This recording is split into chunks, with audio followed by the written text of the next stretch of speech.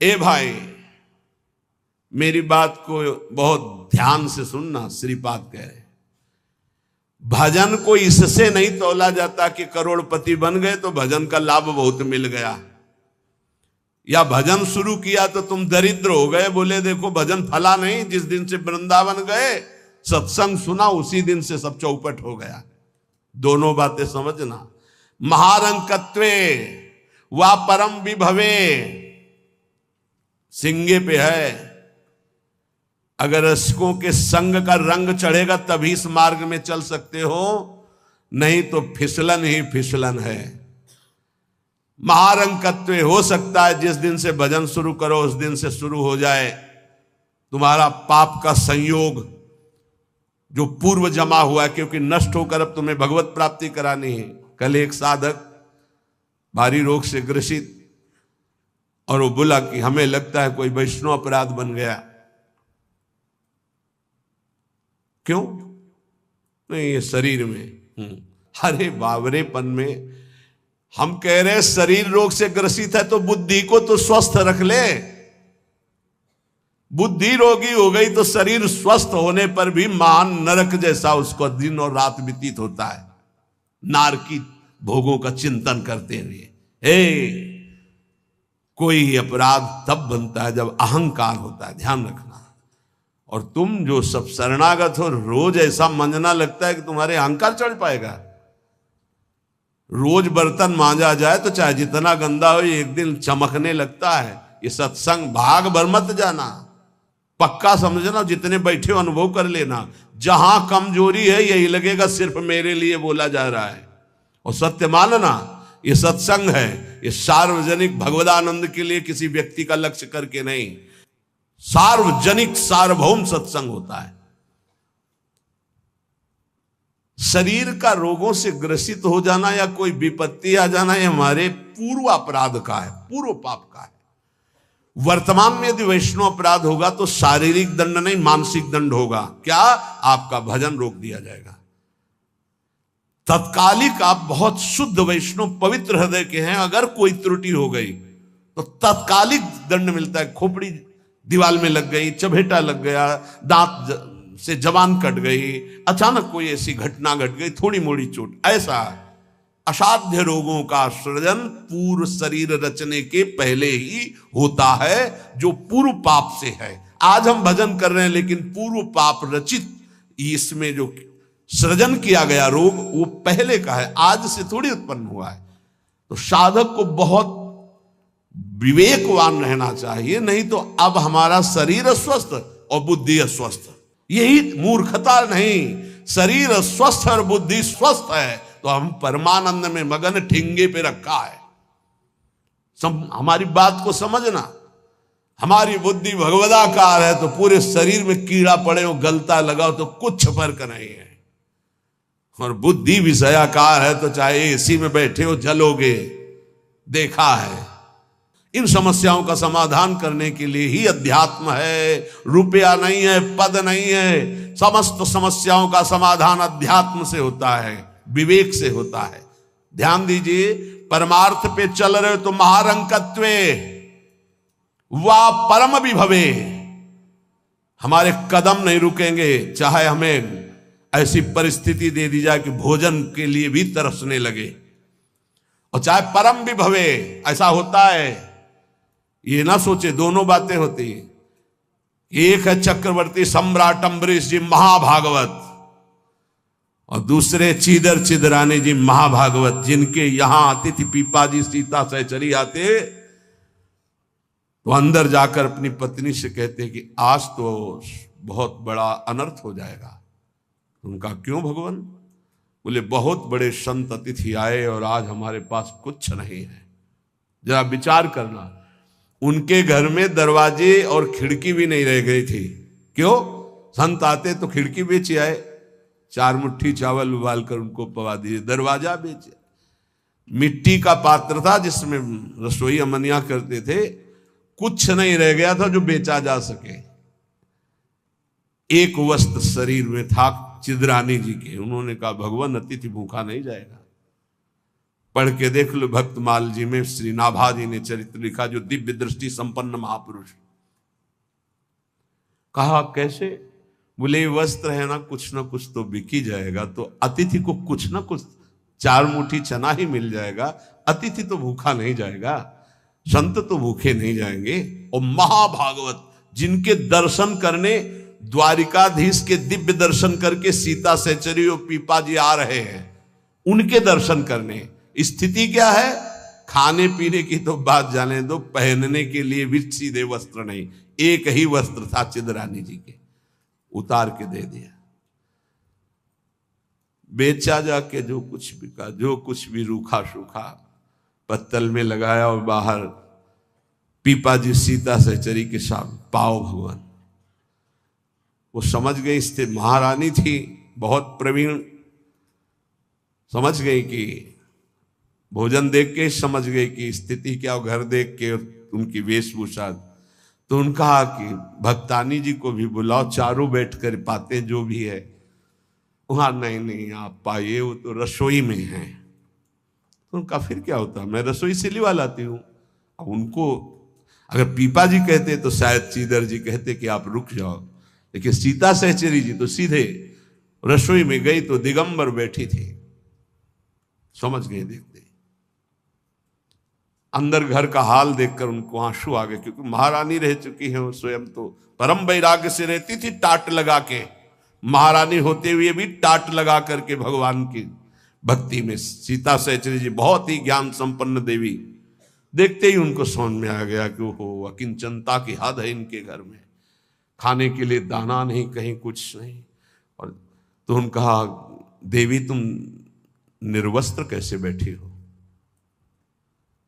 तब उन्होंने कहा अरे हमने सुना था आप द्वारिकाधीश के दर्शन करके आ रही, तो जब मिलेंगी तो रूप माधुरी का वर्णन करेंगी प्रभु की। क्या इस नासवान शरीर की चर्चा चला दी? जब पैदा हुआ था तो आभूषण और वस्त्र पहन के थोड़ी हुआ था, दिगंबरे हुआ था, और जब जाएगा तो जला दिया जाएगा। बीच में अगर दिगंबर है तो क्या फर्क पड़ता है? बाहर आई और पीपा जी से कहा इनकी निष्ठा के आगे हम लोग कुछ नहीं है। उनको था कि राज सुखों का त्याग करके कष्ट पूर्वक भगवान का भजन करते हैं, ये अद्वितीय रहनी है। पर उन्होंने कहा जो चीदर चिदरानी जी की रहनी, उसके सामने हम कुछ नहीं है। पूरी स्थिति बताई तो पीपा जी कांप गए। ऐसी स्थिति देखो, महारंकत्वे अम्बरीश जी चक्रवर्ती सम्राट परम विभवे, ये भक्तों में दोनों स्थितियां पाई जाती। इन स्थितियों से भक्ति का कोई संबंध नहीं। ये पूर्ण पुण्य का संयोग बनता है तो मान वैभव संपन्न है। एक अकिंचन भाव से रह रहा है, नहीं है उसके पास, तो ये भक्ति से तुलना नहीं की जा सकती कि इसकी भक्ति कमजोर है, इसके पास वैभव नहीं, उसकी भक्ति बहुत जोर है क्योंकि उसके पास वैभव नहीं। महारंकत्वे वा परम विभवे, भक्ति से इसकी तुलना ना की जाए कि उनकी भक्ति जोर की है, खूब सुख संपन्न है, और उनकी भक्ति रंग नहीं ला रहे। देखो खाने पीने की भी व्यवस्था नहीं, भक्ति का रंग अलग होता है। देखो चीदर चिदरानी जी और देखो अम्बरीश जी, दोनों महाभागवत, एक चक्रवर्ती सम्राट और एक खाने को भी नहीं, दोनों महाभागवत। ऐसे ही आप जब भक्ति के मार्ग में उतरे तो महारंकत्व हो सकता है, ऐसी परिस्थिति आ सकती है। हिम्मत मत हारिए। ये जरूर ध्यान रखिए कि अखिल विश्व ब्रह्मांड की रचना एक पलक झपकते जिस मालिक ने की उसका मैं दास हूं। इसी ठसक में नरसिंह मेहता जी का भात द्वारिकाधीश ने स्वयं भरा, और सब जानते हैं सोने चांदी की वर्षा करवा दी। उनके लिए कोई दुर्लभ बात है क्या? वाह बहुतरे सुखे वा दुखे, भक्ति मार्ग में चल रहे तो हो सकता है सुख विधान चालू हो जाए, हो सकता है दुख विधान चालू हो जाए। ये बीमारी, ये परेशानी, बहुत इसमें हिम्मती चाहिए और सत्संगी चाहिए, तभी आप निकल पाओगे, नहीं तो फिसल जाओगे पक्का। ये मार्ग परम पद का है, 84 लाख योनियों से मुक्त होना खिलवाड़ नहीं है। इस जेल से भागने के लिए कोई भी दरवाजा नहीं, एकमात्र मनुष्य देह, और मनुष्य देह सत्संग के द्वारा इससे निकल सकते हो, अन्यथा कोई उपाय नहीं। साधन को हरि भजन है, कै सत्संग सहाय। सुखे वा दुखे वा, बहुत हिम्मत। भारी से भारी सुख का विधान मिल सकता है, नाम मत छोड़ना, भजन मत छोड़ना कि हमारी पूर्ति हो गई, जो चाह मिल गया, फिर भी फंस जाओगे। और दुखे वा, अरे जब से भजन शुरू किया बड़ा दुख आना शुरू हो गया। नहीं, ये मार्ग की सुख दुख वृत्तियां, इनमें अपने परमार्थ को मत रोक देना, आगे बढ़ो। एक आगे ऐसा स्थान है जो सुख दुख दोनों से परे महान परमानंद स्वरूप है। ये छोटी छोटी वाटिकाएं हैं, कहीं सुख की कहीं दुख की, भ्रमित मत होना। यशस्वी बहुले था अपयशस्वी, हो सकता है तुम्हारा भजन ठीक चल रहा है, यश शुरू हो गया, और या हो सकता है अपयश शुरू हो गया, दोनों बातें, निंदा होने लगी। तो यश होने लगे तो उसमें खुशी नहीं मनानी, और अपयश होने लगे तो दुखी नहीं होना। वैसे अच्छी बात यह है कि अपयश होने लगे तब खुशी होना चाहिए। बड़ी कृपा हरि की, अब कोई प्रणाम करने नहीं आएगा। राधे श्याम जी धर्म मनावे चले जाओ, कोई नहीं देखेगा। जब कबीरदास जी ने देखा कि बहुत यश हो रहा है, तो संतों की युक्तियां होती हैं। काशी की एक वैश्या के पास गए, वैश्या ने देखा कबीरदास जी आए, खड़े हो गए, प्रणाम किया। महाराज पहली प्रार्थना कि आप जल्दी यहां से निकल जाओ। उनका क्यों? अरे बोले इस गली में खड़े होने का मतलब है कि निंदा होना। आप महान संत हैं, आप यहाँ खड़े भी होंगे तो आपकी निंदा। हम बोले वही करवाने के लिए आए, हम निंदा करवाने के लिए आए, आप हमारा साथ देंगी? उनका भगवान आप आज्ञा करें, भला मैं नीच आपकी क्या सेवा कर सकती हूँ? बोले गले में हाथ डाल के पूरी काशी में घूमना है। बोले महाराज कोई पानी नहीं पूछेगा आपको। बोले यही चाहते हैं। बोले भी जैसी आपकी इच्छा।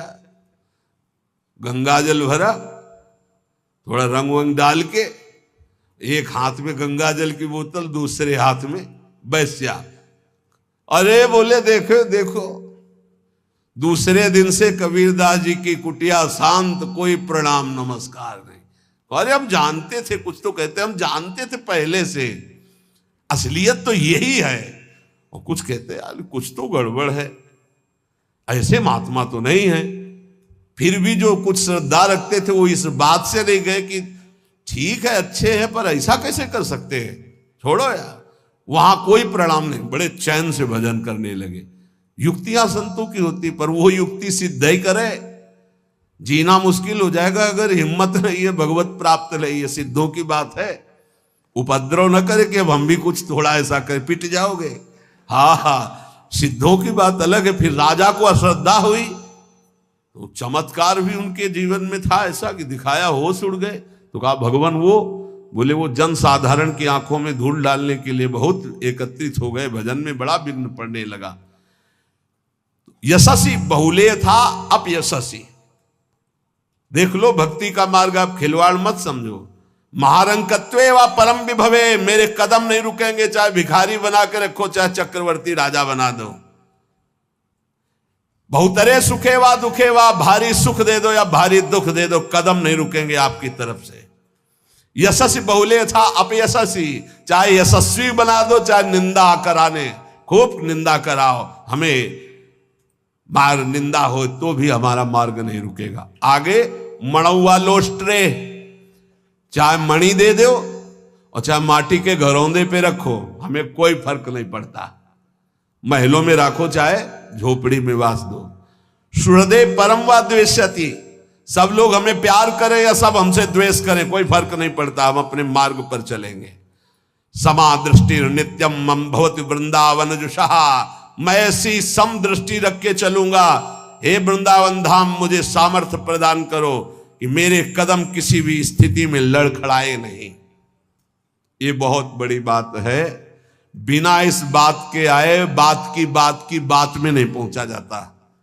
ये बहुत हिम्मत की बात है। इस शूरवीर का मार्ग है। दुख आवे या सुख, संपत्ति आवे या विपत्ति, यश आवे या अपयश, महलों में रखे चाहे झोपड़ी में, हर स्थिति में हमारी भक्ति में कभी नहीं होने वाली ये निष्ठा रखे। यहां ऐसी भक्ति बहुत कम है, बहुत कम है। इसीलिए खूब सत्संग सुनो, जितना विश्वास दृढ़ करोगे उतनी भक्ति महान होगी। बिन विश्वास भगति नहीं ते बिन द्रवहि न राम, और राम कृपा बिन सपने जीव न लह विश्राम। हित ध्रुव जो विश्वास है तब ही सुधरे बात, ना तरु माया पंथ में फिरे जो टक्कर खात।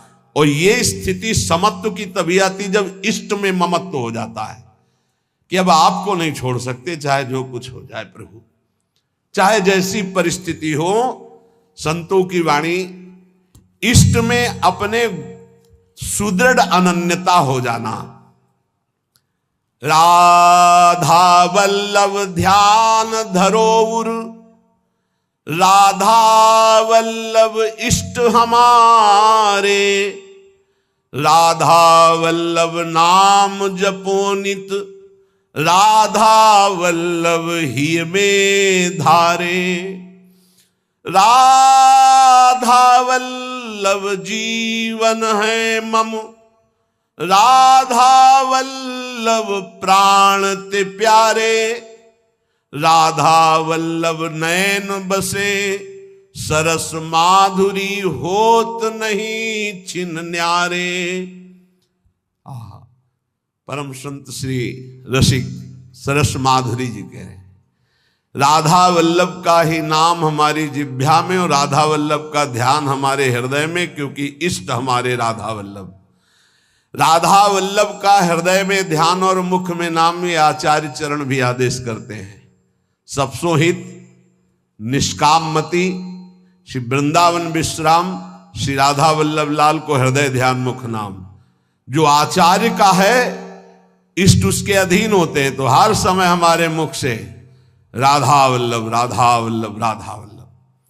अब सेवक जी महाराज ने हा हरि रा राधा बा वृंदावन सा सहचरी, हरिवंश नाम में चारों की उपस्थिति पाई, इसलिए आदेश करते हरिवंश नाम विसरे न छिन्न, श्री हरिवंश सहाय बल, हरिवंश भरोसे भय निडर, नित गर्जत हरिवंश बल। इसलिए हम वृंदावन नित्य विहार रस के उपासक, आचार्य की आज्ञा और सेवक जी की आज्ञा दोनों मिलाकर, इसलिए हम हर समय जपते रहते राधा वल्लभ श्री हरिवंश, राधा वल्लभ श्री हरिवंश। इष्ट से हमारा इतना अपनापन हो जाए कि शरीर की परिस्थिति, कल हम किसी उपासक से कह रहे थे कि एक बार 24 घंटे में बैठ करके विचार करो, तुम्हारी दोनों आंखें फूट जाएं तो सोचो कैसा लगेगा। सोचो कैसा लगेगा, भय लगता है ना। तुम्हें कैंसर हो जाए तो कैसा लगेगा। अभी रिपोर्ट आ गई आपकी कैंसर है, बचने की संभावना है, अब कैसा लगेगा। किडनी फेल हो रही है, अब कैसा लगेगा। दिल में समस्या आ रही है, फेल होने वाला है, अब कैसा लगेगा। वो पहले ही सोच लो, पहले तैयारी कर लो, तो जब रिपोर्ट कभी आएगी तो तुम पहले ही तैयार रहोगे। और जब ये सोचोगे तो प्रियालाल से अपनापन जल्दी हो जाएगा कि यार सब धोखे का शरीर कभी छूट सकता है। यही चिंतन घोर वैराग्य में हमको जिलाया, यही चिंतन संसार से बिल्कुल अलग रखा, यही चिंतन सब संबंधों की धज्जियां उड़ा दी कि जब इसी का भरोसा नहीं तो किसका भरोसा करें। क्योंकि ऐसे तो उपासक को बहुत मगन होकर साधन में लगते देखते हैं, जब शरीर बीमार होता है तब जो चेहरे का रंग उतरता है वो हमें अच्छा नहीं लगता। ए बहादुर हो के मरने के लिए नहीं आए हो क्या। वृंदावन काहे के लिए आए हो। यहां जानते हो काहे के लिए आया जाता है। यहां मरने के लिए आया जाता है। मन मरा तन मरा सब मरने के लिए। मनई मारी तनहारी के वृंदावन में गाज। यहां चिदानंद रूप में हमें स्थित होना है, जिसमें कोई जुकाम बुखार किडनी लीवर है ही नहीं। ये सब नहीं है। खूब मीठा खाओ शुगर नहीं होगा, खूब पकवान खाओ लीवर नहीं खराब हुआ ही नहीं लीवर है। और खूब मिलता है 56 प्रकार के भोग, कहां श्री जी का उच्छिष्ट, श्री जी के समीप। अरे तभी तो कह रहे खूब नाम जप करो। ये तो बहुत घटिया शरीर है, बहुत घटिया शरीर है। और ऊपर से मार इसे सजाए हो, नहीं सजाए, इतना गंदा है। हम इसलिए कह रहे इसे थोड़ा वैराग्य धारण करो। कौन सा बढ़िया है, कौन सा बढ़िया इसमें क्या है इस शरीर में जो बहुत प्यार कर रहे हो। बस चमड़ी का ऊपर खेल है। तो अज्ञानी पुरुष चमड़ी से प्यार करता है, ज्ञानी पुरुष तो तत्व से प्यार करता है। शरीर बीमार हो गया तो तुम बीमार हो गए क्या भैया। पर चेहरा उतर जाता है, ये हमको अच्छा नहीं लगता। चेहरा प्रसन्न होना चाहिए कि अब जाने का नंबर आ रहा है, खुशी होनी चाहिए। जैसे नौ विवाहिता और गमन हो रहा है उसका अपने पति से मिलन के लिए, तो कैसा अपने परिवार का थोड़ा वियोग तो होता है, रोते माँ से बका, अंदर बड़ी खुशी रहती है। हाँ, यद्यपि हम सबको बहुत प्यार करते हैं, रोएंगे नहीं, हमारा भाव खराब हो जाएगा। हमारा रोना श्री जी के लिए होगा। जब उपासक को देखते कि अमुक रोग और चेहरा उतर गया, तो लगता है कि नहीं यार, सिंह का बच्चा नहीं है तू, प्रेमानंद का बच्चा होकर के तू उदास हो जाए। नहीं यार, फांसी का भी अवसर आने पर हमारे देशवासियों ने जय हिंद बोलकर फांसी चढ़ाई यार, देशभक्ति में। फिर तुम श्यामा श्याम के भक्त हो, शरीर रोगी हो गया तो मुस्कुराओ, उछलो उछलो, नाचो बाके कि जाना है श्री जी के पास यार। अब तो हमें लगता है सर्टिफिकेट बढ़िया बन, बोले कैंसर ठीक हो गया तो उदास हो जाओ, पास रोक दिया गया क्या कुछ दिनों के लिए? हम तो सोच रहे थे जल्दी मिलेंगे। ऐसा ही होना चाहिए, जब रोग बढ़े और जाने की बात आवे तो खुशी मनावे कि श्री जी के पास जाना है। लेकिन श्री जी के पास जाने के तो तुमने सोचा ही नहीं था, इसीलिए तुम उदास हो गए। इस सत्संग को समझो, रोज अपने अंदर कोई ना कोई विचार करो कि अगर किडनी फेल हो गई तो, अगर दिल फेल हो गया, ये सब फेल होने वाले हैं तो तुम्हारा दिमाग सही रहेगा। नारायण स्वामी कहते हैं जो दो को याद करता है वो आगे बढ़ जाता है। एक तो श्री भगवान को मत भूलो, दूसरे मृत्यु को मत भूलो। मरना है, काहे को पाप कर रहे हो, काहे को उद्दंडता कर रहे हो, अधर्म आचरण कर रहे हो, जाना है यहां से। तो हम सब उपासक से प्रार्थना करते हैं, पहले ये बताओ कि भगवत मार्ग में जाने के लिए आए हो या रहने के लिए? जाने के लिए आए हो ना। कहां? श्री जी के पास। तो अगर बुलावा कैंसर रूप में आए तो उदास क्यों हो रहे हो? कैंसर सर्टिफिकेट है श्री जी से मिलने की, किडनी फेल सर्टिफिकेट है। हे, ऐसा नहीं, सिंह के कभी सिंहार नहीं पैदा होते। भगवत मार्ग के साधकों के अंदर कभी एक कायरता, मृत्यु का भय नहीं आता। मृत्यु का भय रोग आते ही तुम्हारे को भयभीत कर देगा कि हे अब तो क्या होगा। अरे अब वही होगा जो हम चाह रहे थे, अब श्री जी मिलेंगी पक्का। मस्ती छानी चाहिए, नाचना चाहिए श्री जी के पास। श्री जी से प्रेम नहीं है, शरीर से प्रेम है, सच्ची मानना। और ये हो गया रोगी तो अब चेहरा उदास हो गया, क्यों? क्योंकि गया हमारा सुख, यही सुख था हमारा। इसीलिए रोज सत्संग में कह रहे ये कुछ नहीं है, ये मलमूत्र का भांड है, इसमें कुछ प्यार मत करो, कहीं सुख नहीं है, केवल तुम्हें पागल बना रही माया, पागल समय नष्ट करवाया जा रहा है, तुम्हारा भगवत चिंतन छुड़ाया जा रहा है। वो देख के मुस्कुरा दिया, पूरा चिंतन गया। और हमारी श्री जी मुस्कुरा रही, तुम्हें उधर नहीं दिखाई दे रहा? आवत सी वृषभानु दुलारी, रूप राशि चतुर शिरोमणि, अंग अंग सु बुद्धि मारी गई सारी। हाँ, पांच भौतिक शरीर मुस्कुरा रहे, उनकी मुस्कुराहट में अभी तो अप्सरा ले उतरी। विचार करो, देवलोक भूलोक रसातल, सुन कवि कुल मत डरिए, सहज माधुरी अंग अंग की कह कासो पट दे। जिनकी मुस्कुराहट में लाल, वो हमारी स्वामिनी हो यार। ऐसी श्री जी के शरणागत होकर किसी की मुस्कुराहट, त्रिभुवन में कोई पैदा नहीं हुआ कि मुस्कुराहट हमारी श्री जी की प्रभाव जो डालती उससे कोई अलग प्रभाव डाल सके। क्यों आपको डालती? क्योंकि श्यामा श्याम की अनन्यता नहीं। गावे श्यामा श्याम को, ध्यावे श्यामा श्याम, तो निरखे श्यामा श्याम को, बस यही हमारो काम।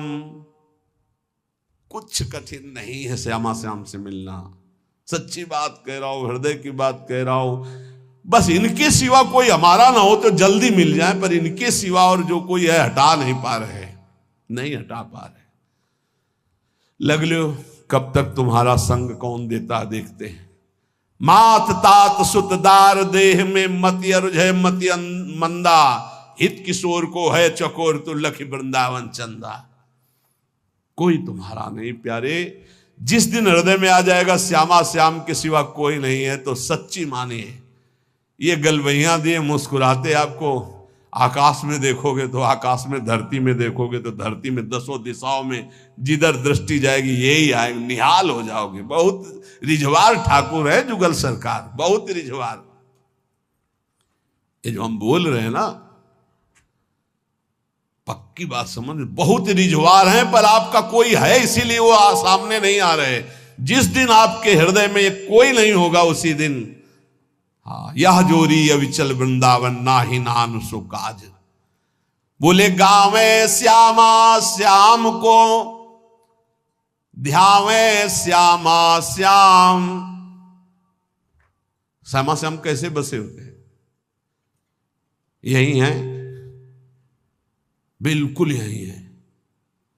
बस तुम्हें दिखाई इसलिए नहीं दे रहे कि तुम्हारा कोई हृदय में और है।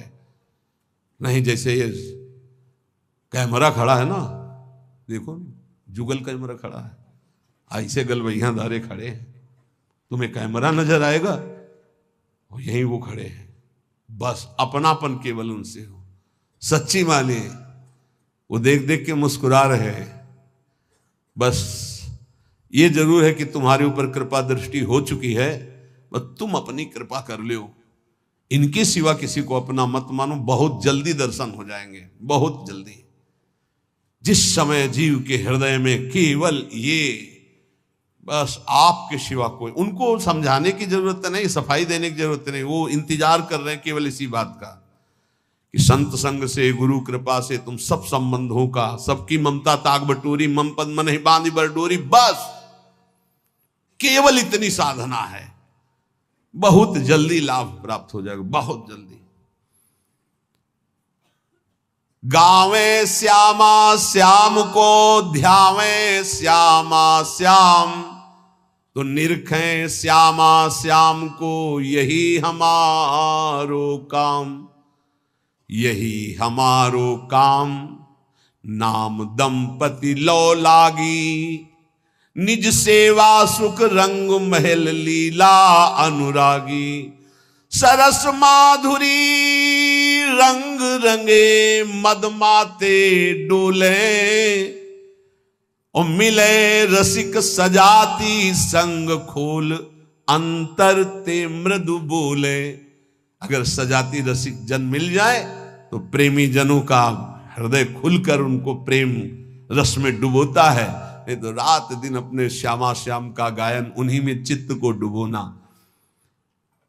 अब जो भजन नहीं कर रहे, संसार के राग रंग में मगन है, भोगों में, उनको ये समझना चाहिए कि ये ना भोग रहेंगे ना आपका शरीर रहेगा। बार बार इसीलिए समझा रहे कि यही हमारी भगवत विमुक्ता श्यामा श्याम के सम्मुख नहीं होने दे रही। जगत में रहना है दिन चार। एक बड़े जमींदार थे, उस समय मोटरसाइकिल नहीं निकली थी। साइकिल आ जाती थी गांव में तो 20 लोग देखने जाते थे। नई साइकिल आई उनके, नई साइकिल लाए थे। पान की दुकान में साइकिल चढ़े हुए गए और बोले पान लगाओ। बोले देखो तुम लगाओ, हम लौट के आ रहे हैं। और जो उन जिनसे मिलने जाना था 5 मिनट की बात थी, वहां मिलने गए, साइकिल खड़ी करके उतरे, गिरे, वहां पान लगा, पान का संयोग नहीं था, शरीर छूटा और चले गए। इस शरीर का कोई भरोसा नहीं है। आप सत्संग सुन रहे हैं, कल सत्संग सुनाने वाला या सुनने वाला, इसका कोई भरोसा नहीं। पक्का बहुत धोखेबाज शरीर है। चेत हेत कर हरिसो प्यारे, हरि सुमिरन को बार। जगत में रहना है दिन चार। एक ही उपाय है नाम जप। जितना नाम जप कर लोगे उतना तुम्हारा मंगल हो जाएगा, लोक परलोक सर्वत्र। घरक पलक का नाही भरोसा, मौत बिछाया जाल। जैसे कोई शत्रु कदम कदम पे जाल बिछा दे, ऐसे मौत तुम्हारे लिए जाल बिछाए, कभी भी कुछ हो सकता है। बहुत पश्चाताप हुआ था जब वो ये घटना सुनी थी कि वो सेवा कुंज में सेवा करते थे। 4-5 शिष्य आए धनी मनी और कहा कैसा स्वास्थ्य है, तो उनका थोड़ा शुगर बढ़ी हुई। बोले हमारे यहाँ बहुत बढ़िया डॉक्टर है, चलो। बहुत उनको प्रेस किया और वृंदावनवासी रजोप उपासी उनको ले गए। शुगर तो ठीक नहीं हुई, शरीर पूरा हो गया। जब उस समय जाया करते तो जब सुना एकदम हक से हृदय में हुआ कि ये शिष्यजन ये प्रियता दिखा करके कैसा घाटा कर देते हैं साधु का, कैसा जीवन व्यर्थ बनाने की चेष्टा कर देते। अरे हम लोगों की निष्ठा है रजरानी में, हमारा शरीर यहां छूटे हमारी अंतिम आकांक्षा है, चूक ना हो जाए। कोई घड़ी कोई भी पल हमारा शरीर छूट सकता है, इसलिए हमें अपनी निष्ठा में रहना है। देखो इतना तो मान ही लो, निरंतर भगवदाकार वृत्ति होना बहुत कठिन बात है। वो किसी किसी में होती है, लाखों में किसी एक की। बातें बनाना अलग बात है। जब भरत जैसे महात्मा से चूक हुई हिरण का चिंतन बन गया, तो हम जब गृहस्थों के घर में जाकर के रहेंगे, उनके बच्चे उनका परिवार, खान पान सुख सुविधा, तो हमारा चित्त जो पूर्व संस्कार से युक्त है वो फिसल कर कहीं ममता कर सकता है। जब राज परिवार का त्याग किया भगवत प्रीति के लिए, तो हिरण के पुत्र में ममता हो गई, तो मनुष्य के पुत्र में, पुत्री में, संसार में ममता हो जाना कौन सी, पता नहीं अंतिम समय कहां हमारा चिंतन फंस जाए। तो बोले ये तो यहां भी हो सकता है। यहां एक सुविधा है, अंतिम समय यहां वृंदा सखी का शासन है पूरे वृंदावन में। अंतिम समय सखी उसके हृदय में राधा नाम स्फुरित करती जो यहां शरीर छोड़ता है। महत अपराधी, घोर वैष्णव अपराधी भी होगा तो उसका एक जन्म और होगा इसी रज में, किसी कीड़ा मकुड़ा जीव जंतुर भूत प्रेत जो भी, अगला जन्म उसे भगवत चरणारविंद में पहुंचा दिया जाएगा, क्योंकि उसे राधा नाम सुनाया जाएगा। यहां की बात, अनुभव छाती की बात कहता हूं। जिस समय यहां कोई शरीर छोड़ता है तो परम कृपालु प्रिया जी की सहचरियां राधा नाम सुनाती हैं।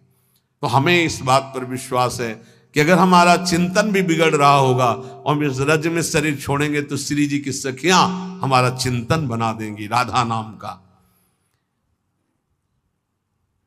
अंतिम लक्ष्य हमारा सुधर जाए, पूरे मनुष्य जीवन का परम लाभ हो जाएगा। प्रभु श्री कृष्ण चंद्र जी कृपा करके ऐसा उपदेश कर रहे हैं जिसे हम श्रद्धा विश्वास पूर्वक सुने, एकाग्रता पूर्वक महत्व बुद्धि रखकर मनन करें और इसे अपना जीवन बना ले, अपनी धारणा बना ले, तो इसी जन्म में जो हमें किंचिन मात्र कहीं दुख का लेश ना मिले, कहीं अशांति ना मिले, कहीं किसी तरह का बंधन नहीं, वो परम सुख जिसे परमानंद कहते हैं, एकांतिक सुख कहते हैं, जिसे भगवत प्राप्ति कहते हैं, जिसे परम पद कहते हैं, वो हमें प्राप्त हो जाए। प्रभु कह रहे हैं मैंने ही ये दो की रचना की है, एक प्रकृति और एक जीव। प्रकृति की रचना हुई, जीव की रचना नहीं हुई है। ये भगवान का अंश है, ये भगवान की रचना नहीं है। स्वयं भगवान अपने अंश से सबकी आत्मा के रूप में स्फुरित हो रहे हैं। श्री भगवान संपूर्ण ज्ञान समुद्र हैं। यदि हम ध्यान पूर्वक सुने तो जहां हमारा फसाव है हम उससे मुक्त हो जाएं। ये किसी क्रिया से फसाव नहीं हटेगा।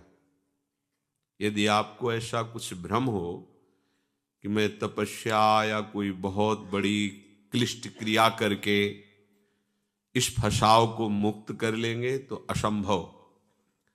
क्योंकि क्रिया के करने का जो भाव है वही फसाव है। ये बड़ा सूक्ष्म विषय है। जितनी क्रियाएं होती हैं सब प्रकृति से होती है, प्रकृति ही उसका कारण है और प्रकृति में ही बर्ताव होता है। तो हमें जो उसका फल मिलेगा वो प्राकृतिक ही मिलेगा। उस क्रिया से संबंध रहित हो जाना ही इस स्वरूप की स्थिति का वर्णन है। यदि हम क्रिया प्रधान अहम बुद्धि तो कर्ता भोक्ता भाव तो प्रकृतिजन्य शरीर को, प्रकृतिजन्य करण को तदात्म भाव से मानने के कारण मुक्त होना अत्यंत दुर्लभ है। श्री भगवान कह रहे हैं भूमिरापो नलो वायु खम मनो बुद्धिरेव च अहंकार इतीयं में भिन्ना प्रकृतिरष्टधा अपरेयमितस्त्वन्याम् प्रकृतिं विद्धि में पराम् जीवभूता महाबाहो ययेदं धार्यते जगत। हे महाबाहो, पृथ्वी, जल, तेज, वायु, आकाश, ये पंच महाभूत हैं। मन, बुद्धि, अहंकार, ये पांच महाभूत और ये तीन मिलाकर अष्टधा प्रकृति कही गई है। मन जब चिंतन में लगता है तो इसी को चित्त कह देते हैं। वस्तुतः वो मन ही होता है, इसलिए प्रभु ने यहां अलग से चित्त नहीं स्वीकार किया। मन को ही, मन की वृत्ति को, जो चिंतनीय वृत्ति होती है उसी को चित्त कहते हैं। इसलिए प्रभु ने पंच महाभूत में इनकी तन्मात्राएं भी है, शब्द, स्पर्श, रूप, रस, गंध। ये 8 प्रकार की फंसाने वाली प्रकृति है। समझना, बिल्कुल हमसे अलग है। ये पंचभूतों द्वारा रचित ये स्थूल शरीर और अंतर में जो करण है उनको 4 कहा गया है, पर प्रभु यहां 3 ले रहे हैं। एक की वृत्ति को मन में ही समाहित कर दिया है। बुद्धि, मन और अहंकार, ये सूक्ष्म शरीर। और इसी अष्टधा प्रकृति का जो त्रिगुणात्मिका स्वभाव है वही कारण शरीर, इसलिए उसको वर्णन नहीं किया, कारण शरीर नहीं कहा, क्योंकि इसी प्रकृति के स्वभाव का परिणाम कारण शरीर होता है। मूल बात ये अष्टधा प्रकृति है। ये बिना जाने हर जीव इसी में खेलता है और अपने को भक्त मानता है, उपासक मानता है, ज्ञानी मानता है, योगी मानता है। कोई बिरला ही इस चक्र को रोक पाता है। जो मना कष्टान इंद्रियाणि प्रकृति स्थानि कर्षति, उसको उल्टा करके प्रभु की तरफ आकर्षण कर पाता है। ये 8 प्रकार की प्रकृति है जिसको अपरा प्रकृति भगवान ने संबोधन करके कहा। और इस अपरा प्रकृति से बहुत ही दिव्य और बिल्कुल अलग एक परा प्रकृति है जिसे भगवान का अंश कहा गया, जो आप हैं। आप हैं का मतलब ये शरीर नहीं, ये मन बुद्धि नहीं, ये स्वभाव नहीं, आप इससे अलग, बिल्कुल अलग है। जैसे इस शरीर से मकान अलग है, ऐसे हमसे हमारा शरीर, हमारा अंतःकरण, हमारा स्वभाव बिल्कुल अलग है। चाहे जिस मार्ग का पथिक हो, ये स्थिति आए बिना हो, ना तो प्रेम में और ना मोक्ष पदवी में। 5 भूले देह शुद्धि, जब तक देह का तात्पर्य तीनों देहों से है, स्थूल, सूक्ष्म और कारण, तब तक वो रास विलास में या अखंडानंद में प्रवेश नहीं पाता। प्रभु कह रहे हैं इन्हीं 2 के द्वारा ये पूरा जगत है। जितना कुछ देखने में, सुनने में जो कुछ भी आ रहा है, मैं और मोर तोर तय माया, जेहि बस कीन्हे जीव निकाया, गो गोचर जहां लग मन जाई, सो सब माया जानो भाई। हमारे प्रभु इन दोनों के कारण हैं, अष्टधा प्रकृति के भी और परा जीव के भी, वही कारण है। प्रभु दो विभाग करके इसी में खेल रहे हैं, सबसे परे और शब में भरे। सिद्धांत समझिए, देखो बड़ा सूक्ष्म विषय है, जैसा क्रम से आता जाता है वैसा वर्णन होता है, आप इसे बहुत ध्यान से समझिए। प्रभु शब के कारण हैं, कारण श्री हरिवंश भनम, सेवक जी महाराज कह रहे हैं। प्रत्येक मनुष्य का स्वभाव इसी प्रकृति के अनुसार रचा गया है। कहीं रजोगुण की अधिकता का स्वभाव जो कारण शरीर, कहीं तमोगुण की, कहीं सात्विक, पर वो तीनों गुणों के अंतर्गत होने के कारण अपने स्वभाव में फंसा रहता है, स्वरूप में नहीं आ पाता है। कोई बिरला ही ऐसा होता है, जैसे भगवान ने पीछे कहा, हजारों चलने वालों में कोई एक प्रयत्न करता है, हजारों प्रयत्न करने वालों में कोई एक आगे बढ़ पाता है, उनमें हजारों में कोई एक सिद्ध होता है। प्रायः इसी स्वभाव में फंस जाते हैं, प्रकृति के स्वभाव में। हमें बहुत बढ़िया अवसर करुणा करके प्रभु ने दिया है। श्रुत्वापि शुद्ध चैतन्य मात्मान मति सुंदरम, उपस्थित्यंत संशक्तो मालिन्य मधि गच्छति। जब तूने सत्संग के द्वारा ये समझ लिया है कि ये जो अष्टधा प्रकृति के द्वारा रचा हुआ माया जाल है, यही तेरे दुख का कारण है। ये जो शरीर में, अंतःकरण में, स्वभाव में तदात्म हो गए, मेरा स्वभाव, मेरा शरीर, मेरा मन, यही तुम्हारी दुर्गति का कारण है। बड़ा अध्यात्म है, ये सूक्ष्म विषय है। जब तक तुम इसे समझोगे नहीं तो इसी में खेलते हुए अपने को भक्त मानोगे, ज्ञानी मानोगे, अपने को महात्मा मानोगे। जब तूने सत्संग के द्वारा ये जान लिया है कि एकमात्र शव के कारण परम सत्य श्री भगवान ही हैं, प्रभु ही हैं, वही प्रभु जिनको ज्ञानी जन आत्मा कहते हैं। सेवक जी महाराज कह रहे हैं, आत्मा हरिवंश प्रगट परमानंद, श्री हरिवंश प्रमाण मनम। चैतन्य घन महासुख स्वरूप सौंदर्य राशि प्रभु को पाने का निश्चय जब तूने कर लिया, सत्संग सुनकर तुमने ये जान लिया कि आत्मज्ञान या भगवत प्राप्ति ही परम सुख है, ये अष्टधा प्रकृति के द्वारा रचे हुए माया जाल में मैं परा भगवद अंश स्वयं से फंस गया हूं। और भगवत प्राप्ति का तूने निश्चय किया तो फिर सबसे बड़ा विघ्न इस मार्ग में, प्रारंभ से लेकर अंत तक जो साथ में विघ्न डालता है, वो है काम। बहुत महिमामय प्रसंग है ये। आंतरिक अंतर्मुखता वाले उपासकों के लिए है, ये जागतिक व्यवहार और बैलेंस बनाकर चलने वालों के लिए नहीं है। ये केवल सीधे लक्ष्य भेद करने वाले उपासकों के लिए, जो परमात्मा प्राप्ति का लक्ष्य किए हैं। प्रारंभ से लेकर के आपकी भगवत प्राप्ति तक जो बाधा पहुंचा सकता है, वो एक भयानक शत्रु है, काम। इसकी बहुत ऊंचाई तक पहुंच है। ये अत्यंत आसक्त कर देता है इस अष्टधा प्रकृति में, और इतना मलिन कर देता है कि कोई अपने को ज्ञानी कहते हुए, योगी कहते हुए, भक्त कहते हुए सकुचाता नहीं और इसी में खेलता है।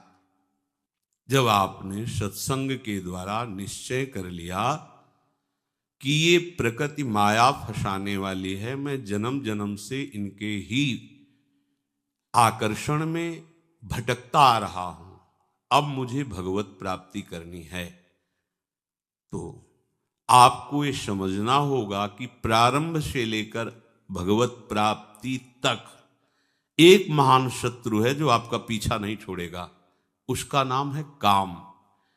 ये काम प्रकृति में अत्यंत आसक्त कर देता है, हृदय को मलिन कर देता है। यदि कोई संसारी इसमें आसक्त है तो आश्चर्य की बात नहीं, पर आप सत्संग सुनने वाले, भजन करने वाले, भगवत प्राप्ति का निश्चय करने वाले, महान आनंद की प्राप्ति के लिए इस मार्ग में कदम रखने वाले, तुम क्षुद्र आनंद में आसक्त हो रहे हो, लिप्त हो रहे हो और अपने को उपासक कहते हो, आत्मज्ञानी कहते हो, भक्त कहते हो, बैरागी कहते हो, तो मुझे आश्चर्य हो रहा है। कोई विषयी पुरुष भोगों में फंसा हुआ है तो आश्चर्य की बात नहीं है, पर आपने सत्संग सुन करके ये निश्चय किया है कि जीवन का परम लाभ आत्मस्वरूप का साक्षात्कार, भगवत साक्षात्कार है, तो आप इस महान आनंद के भोक्ता, महान आनंद के स्वरूप, महान आनंद में जाने वाले, फिर ये क्षुद्र आनंद को, क्षणिक आभास मात्र आनंद को क्यों स्वीकार करते हैं। बड़ा आश्चर्य होता है कि आप भक्त कहलाते हैं, ज्ञानी कहलाते हैं, योगी कहलाते हैं, और आप इस काम सुख का आकर्षण स्वीकार किए हुए हैं। भगवदानंद का अनुभव करने के लिए इससे आपको लड़ना पड़ेगा। ये महान बैरी है। सर्वभूतेषु चात्मानं सर्वभूतानि चात्मनि मुनिर्जनित आश्चर्यं ममत्वमनुवर्तते। जैसे शिक्षक विद्यार्थियों को पढ़ाता है और अंत में उसकी परीक्षा लेता है और परिणाम में उसे उत्तीर्ण या उसी क्लास में फिर रखता है। अगर परिणाम उसका सही नहीं तो उसी क्लास में फिर उसको पढ़ाया जाता है। ऐसे ही सच्चा सद्गुरु शिष्य की कसौटी कसता है। यदि वो उसकी कसौटी पर खरा उतरा तो आगे की भूमिका पर उसे पहुंचाया जाता है, नहीं तो फिर वहीं रखकर शिक्षा दी जाती है। जैसे परीक्षक परीक्षा के बाद उसे उत्तीर्ण या उसी क्लास में रखता है, ऐसे ही अगर आप बार बार फेल होते रहे तो आपका उत्साह खत्म हो जाएगा। ध्यान दीजिए, बहुत सूक्ष्म अंदर की बात है। भगवत प्राप्ति का उत्साह नहीं प्यारे, अनंत जन्मों से इसी काम ने हमारी दुर्गति कर दी है। फिर समझ लीजिए, प्रारंभ से लेकर भगवत प्राप्ति तक आपको जो गिरा सकता है उसका नाम है काम। सब कुछ त्यागने में आप समर्थ हो सकते हैं। जब तक उपासक थोड़ा भी इसके प्रति राग रखेगा तो खरा नहीं उतर पाएगा। पुस्तकीय ज्ञान से कोई काम पर विजय प्राप्त नहीं कर सकता। कोई बाहरी क्रियाओं से अपने को इस काम से नहीं बचा सकता। ये महापुरुषों की बातें हैं। अज्ञानी ही अपने को मान लेता है कि मैं ज्ञानी हो गया हूं, मैं बड़ा भारी उपासक हूं। यदि उसे काम में थोड़ा भी राग है तो अज्ञानी ही है, पर अपने को ज्ञानी मानता है। तूने सब भूतों में विराजमान प्रभु को जो आनंद स्वरूप है उनकी प्राप्ति के लिए ठान लिया, तो फिर इस अंधकार में काम को क्यों स्वीकार करते हो। यही आश्चर्य की बात है कि उपासक हो करके तुम काम को स्वीकार करते हो। आस्थितः परमाद्वैतम मोक्षार्थे व्यवस्थितः आश्चर्यम कामवसगो विकलः केलि शिक्षया। बिना ये बात जाने तुम द्वंद्वों से मुक्त नहीं हो सकते, भगवत प्राप्ति नहीं कर सकते। ये सृष्टि मायाकृत है और तुम स्वयं भगवान के अंश हो, तुम पूर्ण हो, तुम्हें किसी भी विषय सुख की जरूरत नहीं है। अपने स्वरूप को, अपने स्वामी को भूल करके तुम आसक्त हो गए हो इस देह में। इसलिए तुम्हें अपने मन, बुद्धि, चित्त, अहंकार, इसमें जो काम स्फुरणा हो रही उसे मिटाना होगा। ऐसी स्थिति तुम्हें लानी होगी कि सारा जगत जो काम क्रीड़ा में लगा हुआ है, कामाभ्यास में रत है, भोगाभ्यास में रत है, तुम्हें ब्रह्माभ्यास, भगवदाभ्यास में स्थित होना है। सबको ये काम व्याकुल कर सकता है, लेकिन जिसे तत्व ज्ञान हो गया है या भगवत प्रेम हो गया है, इसकी सामर्थ्य नहीं है। आप खुद अपनी परीक्षा कीजिए कि आपका हृदय काम से कितना आसक्त हो रहा है। यदि काम भोग के लिए तुम्हारी व्याकुलता भी शेष है तो न तुम्हें आत्मज्ञान हुआ है, न भक्ति हुई है, तुम्हें केवल भ्रांति ही भ्रांति है। उद्भूतम ज्ञान दुर्मित्र मवधार्याति दुर्बलः आश्चर्यम काममाकांक्षेत कालमंत मनुश्रितः। है उपासक, एक काम वासना अनेक प्रकार से फंसाती है। उस काम वासना में कभी कोई आज तक तृप्त नहीं हुआ है, और ये सबसे तीव्र आकर्षण करती है। इसका जो आक्रमण होता है वो विचार के लिए अवसर नहीं रखता। ध्यान दीजिए, काम का आकर्षण विचार का अवसर नहीं देता कि आप बैठकर उस पर विचार करें। तरंगवत हुआ, समुद्रवत फैल गया और क्रिया में लगा दिया। इसलिए जो सावधान उपासक है, ये सबसे बड़ा शत्रु है। अगर ये होता रहा तो ना आप अपने को भक्त, ना आप ज्ञानी, ना योगी। यहां कह रहे हैं कि भ्रांत मात्र है तुम्हारे हृदय में कि मैं ज्ञानी हूं, भक्त हूं। यही सबसे बड़ा शत्रु। भगवान ने भी पीछे आदेश किया, ये काम बड़ा शत्रु है, ज्ञानियों का शत्रु है। ज्ञानियों की बात नहीं की, आपको इसे मारना होगा। अर्जुन, ये कभी ना अघाने वाला तुम्हारा बहुत बड़ा दुश्मन है।